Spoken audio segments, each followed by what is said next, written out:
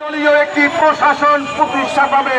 আমরা দেখেছি আজকের 11 মাসে এই সরকার প্রমাণ করেছে যে তারা প্রশাসন থেকে আওয়ামী লীগের সেই দোসরদেরকে তারা এখন পর্যন্ত বিতাড়িত করতে পারেনি। আমরা দেখেছি বিগত 11 মাসে বরঞ্চ আওয়ামী লীগ যারা করেছে, যারা এই গণহত্যায় অংশ নিয়েছে, তাদেরকে পুরস্কৃত করা হয়েছে। আন্দোলনের যারা আছে, ফাঁসিবাদ বিরোধী যারা আছে, আমরা এই ডক্টর মোহাম্মদ ইউনূসকে আমরা ক্ষমতায় বসিয়েছি। আমরা চাই তার উপদেষ্টারা এদেশের মানুষের কল্যাণে, এদেশের মানুষের জন্য, এদেশের খেটে খাওয়া কৃষক শ্রমিক দিনমজুরের জন্য তারা কাজ করবে। কিন্তু তারা আজকে কলোনিয়াল শুরু করেছে।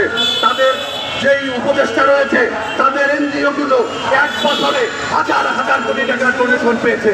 বিভিন্ন বিদেশ থেকে যত ডোনেশন এসেছে, যত তাদের বরাদ্দ আছে, সব তারা নিজেরা ভাগ করে খাচ্ছে।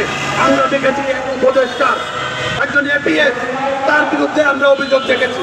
তার কারণে এইভাবে আমরা দেখতে চাই না। 8 জুলাইয়ের আন্দোলনের অন্যতম যোদ্ধা